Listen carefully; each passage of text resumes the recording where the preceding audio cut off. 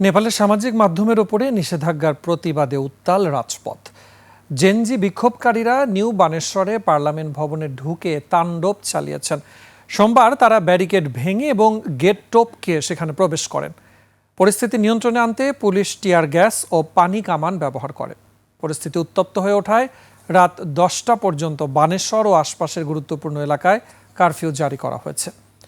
সংঘর্ষে কমপক্ষে 20 জন নিহত হয়েছে, আহত 250 শতাধিক। বিস্তারিত আফ্রিদি হোসাইনের ডেস্ক রিপোর্টে। ওয়ালটন এখন দেশের সীমানা পেরিয়ে পৌঁছে গিয়েছে 50টিরও বেশি দেশে। ওয়ালটন, ঘরে ঘরে বিশ্বজুড়ে।